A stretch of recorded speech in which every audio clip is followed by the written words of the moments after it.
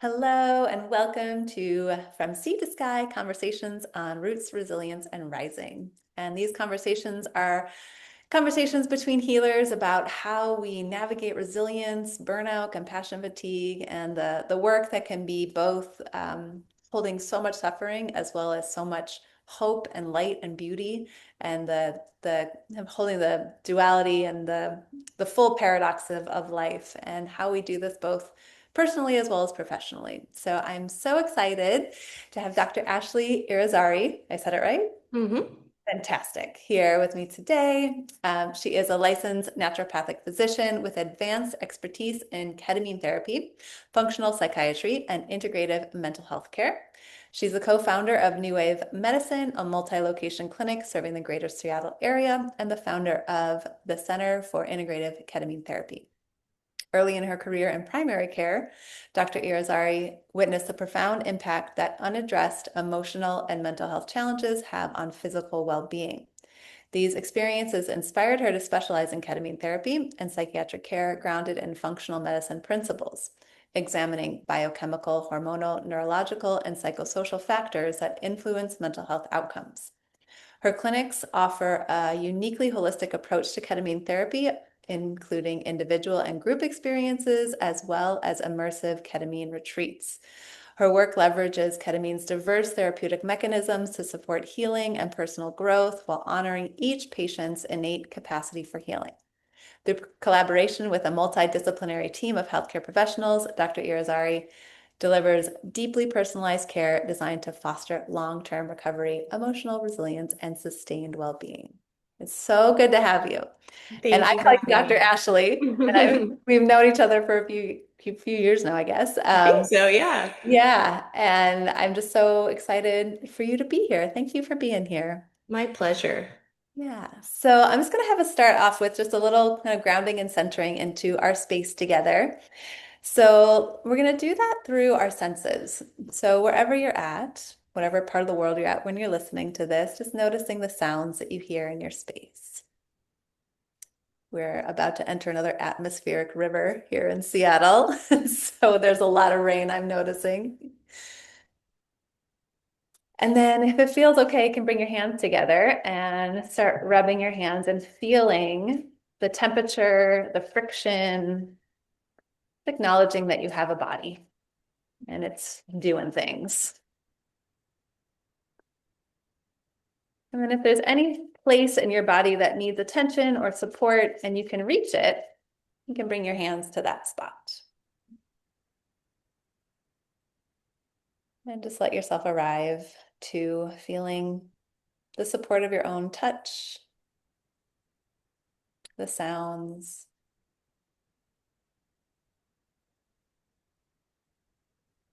and the ground beneath you.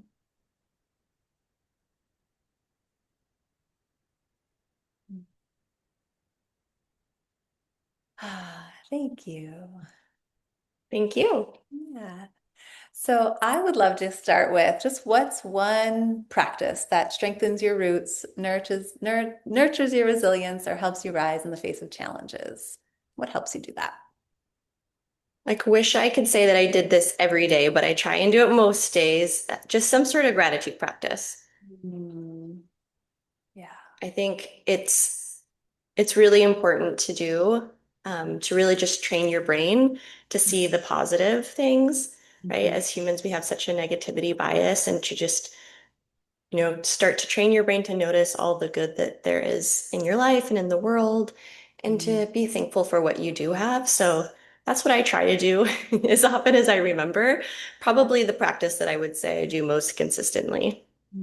Yeah, yeah. And what does that look like for you? Because I know some people do gratitude lists, some people do more of like a reliving through a somatic experience, and there's infinite ways to practice gratitude. Yeah, I love writing things down, so I usually try and write it down. But if I don't have time to write it down or I can't find my journal, I tend to have a lot of notebooks and journals, and maybe I misplace it. Just even going through my brain and just saying like, okay, what's three things I can think of right now that I feel really grateful for? Yep. Yep. Yeah. Or I'll use my phone, although I don't really love putting it in the notes on my phone. It's not as satisfying as writing Yeah. it down, but yeah. Yeah. So it's a different modality, different part of your brain. Yes. Yeah, yeah. So let's just dive into that for a moment. Like, what are you grateful for today? What are three things that are grateful for today? Mm. I am grateful for having a slower day today. Mhm. Things have been very, very busy this year so far. So just kind of having a day where I can just go a little bit slower, not feel rushed, catch up on things. I'm appreciating that. Mhm. I had a really great lunch, and I'm grateful to be here with you. This is Nice. fun being able to do this with somebody I already know. It just feels, nice and just like a nourishing conversation. And yeah, so I'm excited for those three things. I'm Yeah, grateful. lovely, Yeah. lovely. And I'll just share. I love listening to the sound of the rain, and we've had a fairly dry winter, and so it's been nice to actually get some more rain. Um, and I have been grateful for this new cacao mushroom tea I've been drinking because I got off coffee, and that's been really interesting and lovely. And I'm grateful for the scarf because it's warm and cozy, and I like the way it looks. Yes, I love that. The Thanks. little things, right? The little things. Yeah, yeah, yeah. So how do you personally define resilience? What does that mean to you?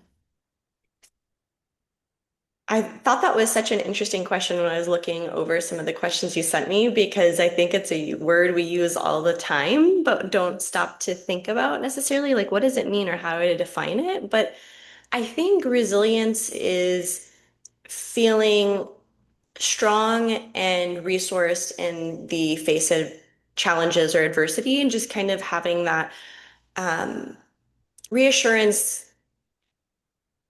or knowing that you're going to get through the other side. That's Mhm. how I think about it.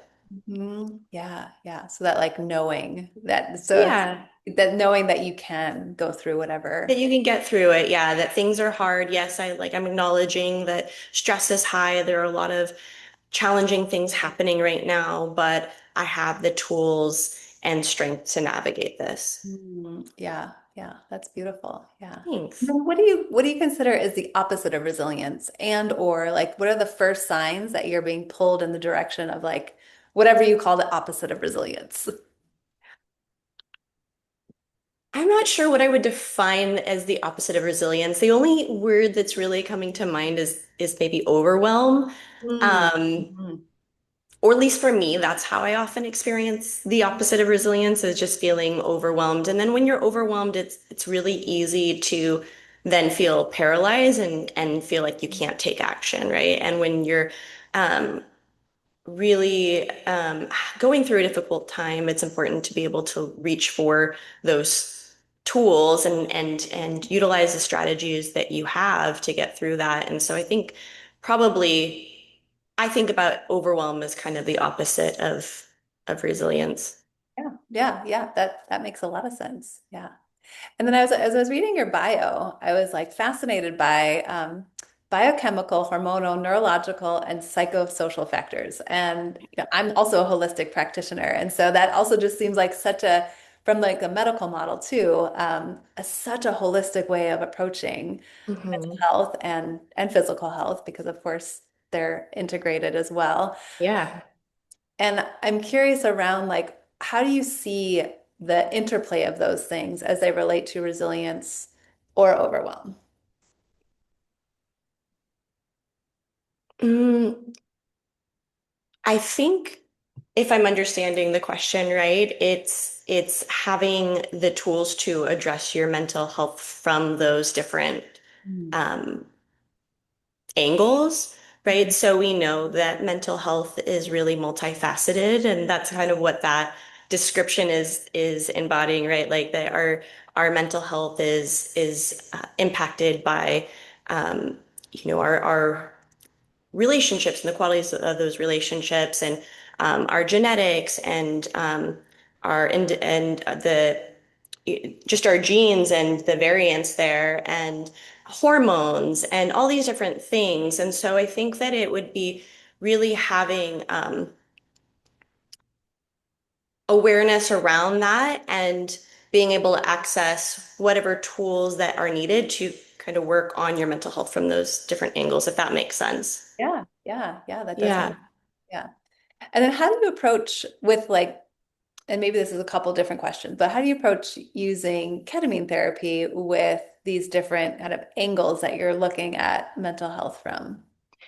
Yeah, that's a great question. So I really focus on combining functional medicine with ketamine.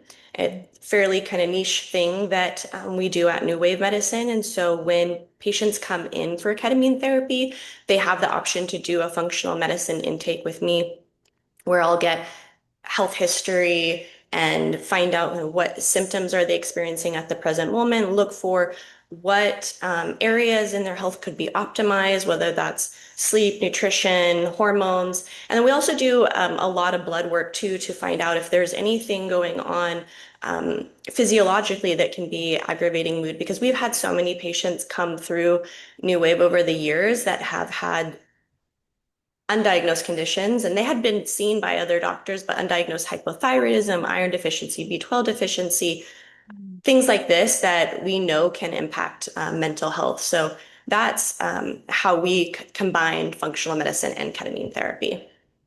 Yeah. Oh, that's amazing because there's Yeah. so many things that like as a therapist, I have no Mhm. idea like if it's impacted, how to assess it. And Yeah. so that's why I love working with you and the other doctors at New Wave, because you're looking at these different things that, a lot of times people aren't looking at, Hmm. or their like primary care doctor doesn't know what to do with ketamine. So they're like, I don't Right. know. And so Yeah. having this combination is such a powerful, holistic way to support somebody's whole mental health journey, which is Yeah. amazing. Absolutely. And ketamine therapy is so powerful on its own, but then if you're identifying other ways to optimize their mental health, and they're just getting so much more from the therapy. So I think that is um,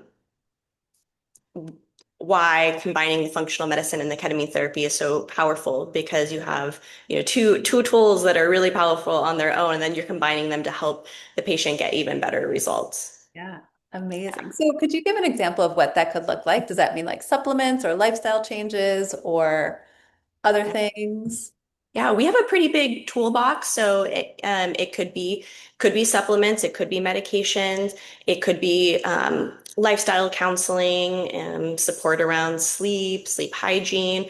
It could be hormone replacement therapy. We have a lot of people coming in and they are perimenopausal or menopausal, or they have low testosterone, and we know that all of those stages or conditions can impact mental health. So it could be a pretty wide toolbox. Sometimes we'll draw on things like peptides or low dose naltrexone. So it's really kind of about presenting the patients with, options, giving your professional recommendations, but allowing them to pick what feels most comfortable for them. Yeah, yeah, Yeah. lovely, lovely. Yeah. And have you seen like what have you seen the difference when people are doing just like primary ketamine work for versus when they're using, this holistic way of approaching the work? Yeah, I would say one of the big shifts we'll see for a lot of people when they are combining the functional medicine with ketamine therapy is big improvements in energy. With depression, because we see a lot of patients for ketamine therapy with depression. That's a major um, concern that brings people into the clinic. Um, Sometimes depression and or fatigue can be a symptom of depression, but oftentimes there can be some physiological things that are driving the fatigue as well. So I would say one of the big improvements patients will often notice will be fatigue or improvements in sleep. I would say those are probably the most common improvements we tend to see. That's great. It's amazing. Um, Yeah.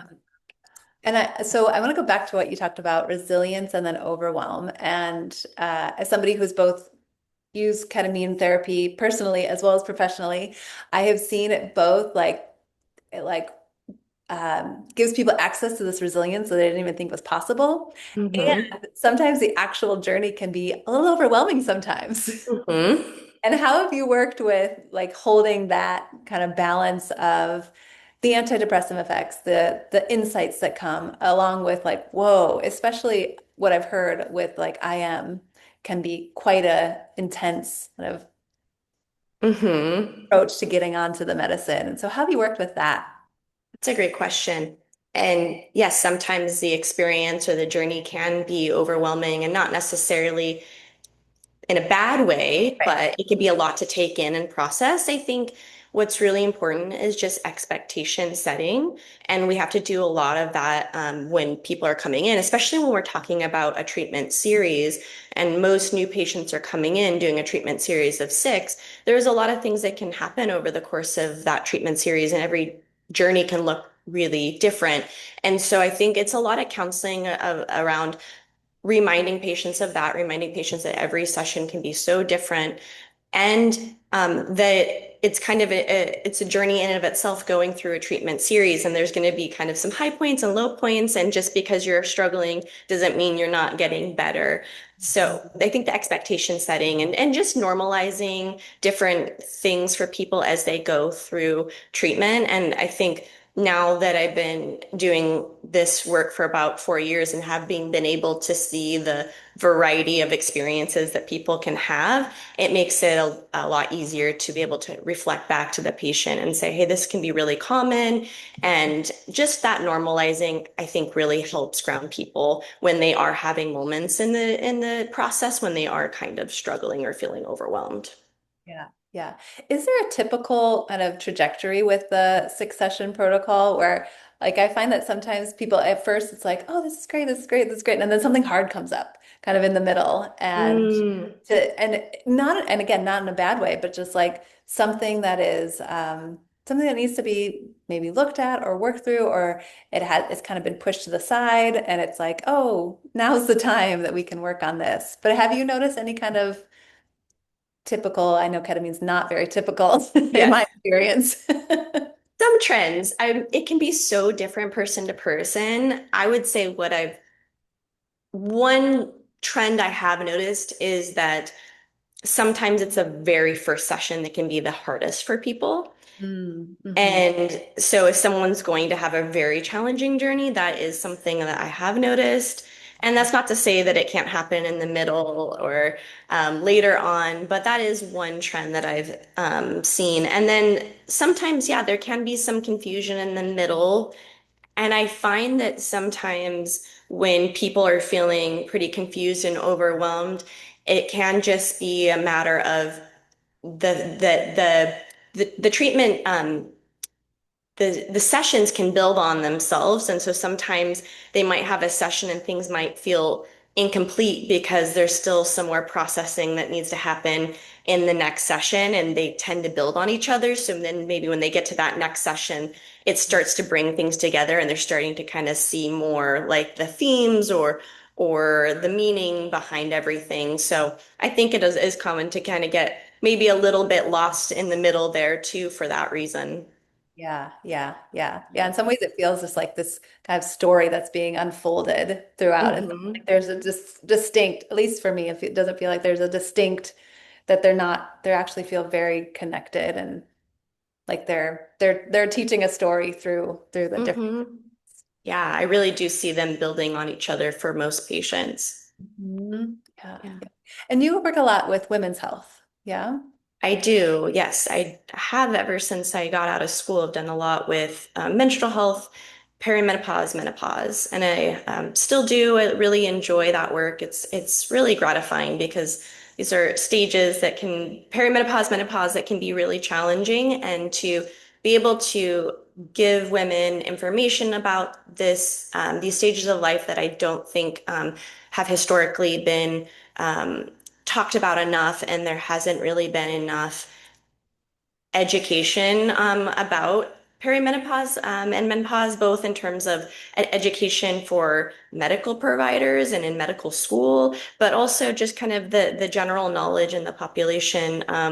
There just hasn't been, I think, enough good resources for women, for patients. So to be able to give women information and help guide them through that process, um, and to be able to help deliver treatment plans that really greatly improve their quality of life is really rewarding because perimenopause and menopause, I always say that this is something where it can look so different person to person, right? Some women barely kind of notice this transition. They're like, oh, I guess my period went away. But I have patients where they have every symptom under the sun, like virtually every symptom associated with menopause, and to be able to um, help them manage those symptoms and have their quality of life back is really rewarding. Yeah, yeah. And have you ever used ketamine within the menopause transition? Um, I have had some patients who are perimenopause and menopausal go through ketamine therapy. And I think that I have had some patients where we have done some hormone balancing um, while they've gone through ketamine therapy. I don't know if I've fully initiated a complete HRT regimen, but some degree of hormone balancing, yeah, definitely. We have done that during ketamine therapy. Um, yeah. Yeah, yeah, yeah. I've been personally curious about like supporting women as they're going through different parts of their menstrual cycle, especially with like PMDD and things like that, and also supporting women to go through the transition of menopause. Like how do we do that and from a a place that feels like you can access your resilience and still feel like you're not even who you are, because I think there is this like I don't know, I've been thinking a lot about ritual and like how we don't have a lot of ritual as we go into, at least with the way I grew up, I didn't have a lot of ritual coming into my period, nor do I have a lot of ritual that I learned from my own family going out into menopause. And I would think, I feel in some ways ketamine does feel like such a ritual. And so a way to kind of honor transitions or transitions from going into motherhood or different ways that it can be used when these kind of big changes happen in our lives. Mhm. And have you noticed anything around working with people around big transitions or yourself personally? Well, I was going to comment that I think ketamine is so helpful for people going through any sort of major life transition. So that's something when I'm talking with patients about ketamine in terms of indications, I'll mention, besides being helpful for certain mental health conditions, anxiety, depression, PTSD, OCD. It can be great for anyone navigating a major life transition. So, and menopause, I think, is included in that for sure. And for some people, it is a very, very major shift where they really could use that support in processing it. And, what does this mean? And what does the next chapter look like? So I could absolutely see that being helpful. Mhm. Yeah, yeah. And so you do IVIM and both individually in groups and on retreats? We do, we offer IVIM and we offer individual treatments and group treatments. And our group treatments are usually intramuscular at the Okay. clinic. And then on retreats, we offer lozenge treatments the first night and then intramuscular treatments the second and third night. Okay, got it, got it. And how do you determine the route of administration for folks? Because I hear like some people are like, oh, IV is the best, and some people are like, IM's too much, and Right. so there's so many different like opinions out there about route of administration. What are your thoughts on that?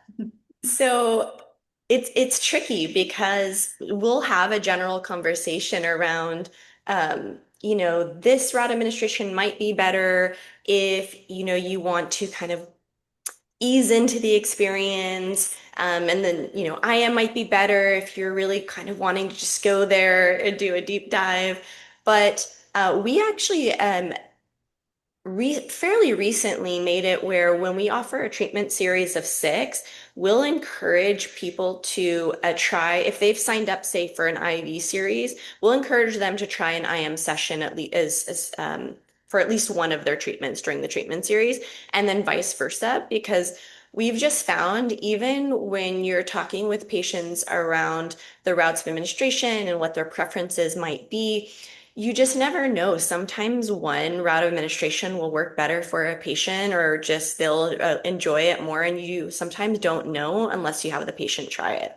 So whether it's they enjoyed it better or enjoyed it more experientially, or they had less side effects, Sometimes you just have to have the patient trial and see. Yeah, yeah, that makes sense. Yeah. Yeah, when I'm starting with anybody with doing CAP in my office, and it's always lozenges. But we're like, let's just try one session. Let's just do one and see how it feels, see how it lands, see how you integrate, see if there's any side effects, and then we can talk about if we want to do more. But like, there's no pressure. Let's just see like how your body and your nervous system responds, and then like what information are you getting from it that makes you want to keep exploring it or not versus Mhm. like here's what we do because some people are like, okay, well, what's the protocol? I'm like, I don't know, we're gonna create it together.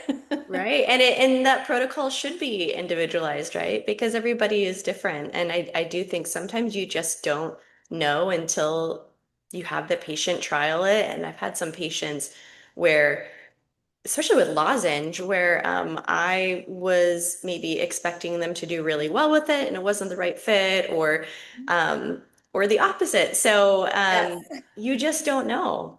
exactly. Yeah, the whole Yeah. swishing is really different than shot in the arm. It's a totally hmm different experience. Yeah. And I think about lozenges as being more gentle, but for some people that hasn't been the case. So Right. yeah. Yeah, yeah, yeah. So that's just making me think about like how resilience is so individual too. Like hmm you can have these definitions of it, but then each person is going to have a really different relationship to what resilience means to them, which is why I ask everybody to define resilience because it is such a word, but like hmm what does that mean to you? And then, what the clients that I get to work with and the patients you get to work with, what does that mean to them? And what does that look like for them?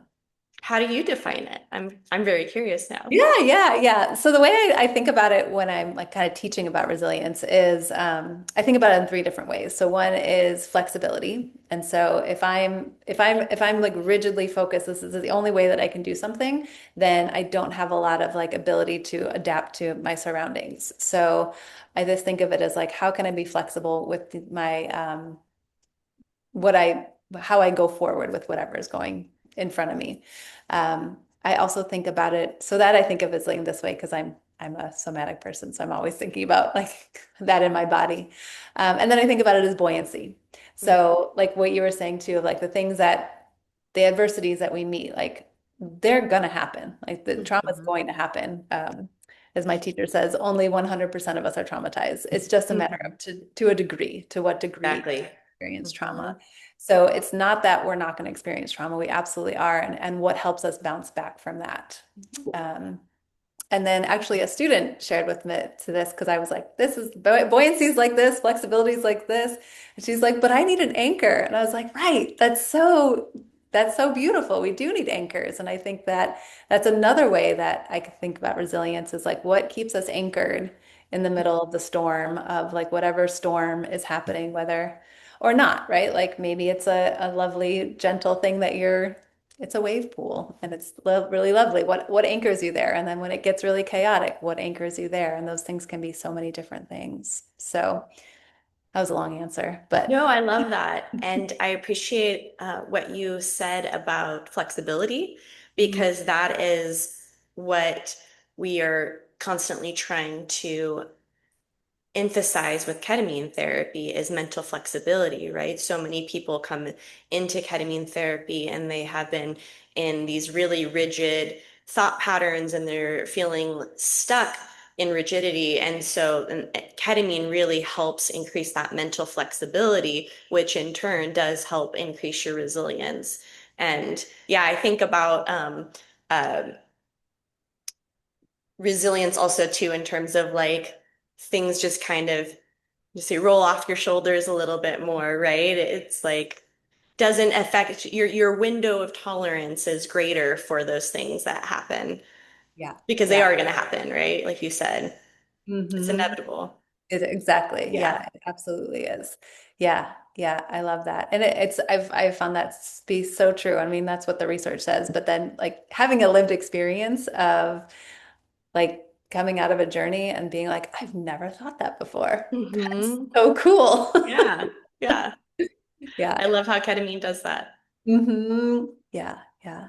And it's the same thing, working with folks who feel like they've been like kind of stuck in this I just recently heard somebody sharing a metaphor of ketamine as well. Our neural pathways are like ski hills, and we just keep going down and down and down the same ski hill, and Hmm. we create these roots, these ruts, right? And so that's what those are our neural pathways. And then she was saying ketamine's like a fresh snow, Hmm. and you get to recreate new grooves, and you could go down the same grooves, or you could go down a different groove. Yes. And I never heard that metaphor before, and I was like, I love that. That's such a beautiful way to think about kind of what's happening in the brain in a way that Hmm. I can understand because Yeah. sometimes when they're talking about BDNF and I'm just getting confused.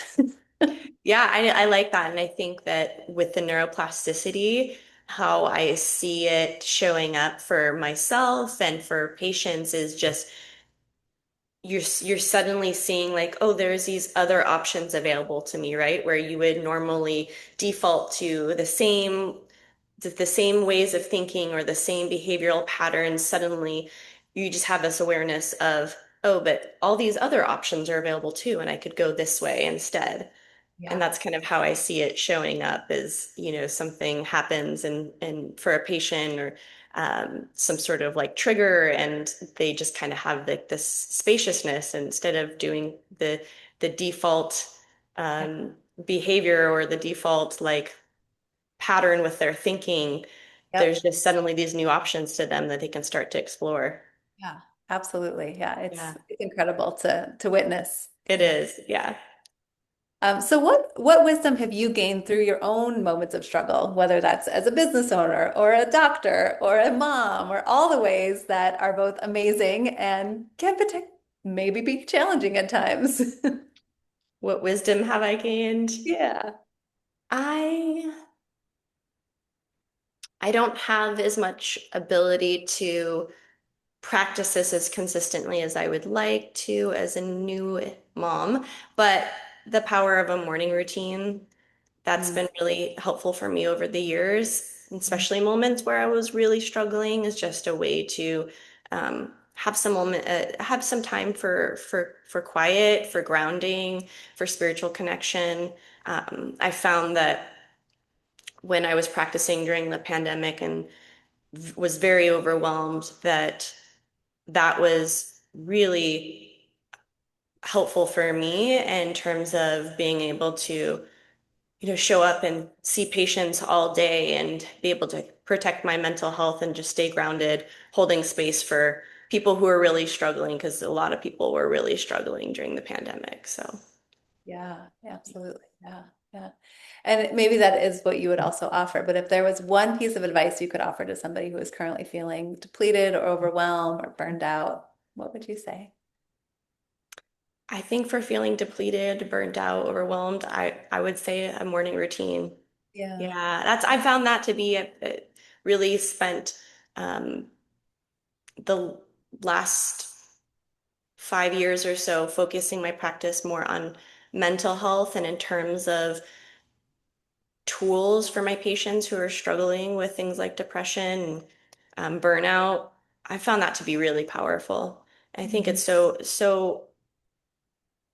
so helpful to have just some quiet time to yourself, where you can make time for mindfulness, spirituality, reading, just filling up your cup, and grounding yourself before you go out into the day. So that would probably be my top recommendation. Yeah, yeah, great, great. And as a new mom, what might you Mhm. say to new moms who are also like, I would love to, but it's really hard to do that? Right.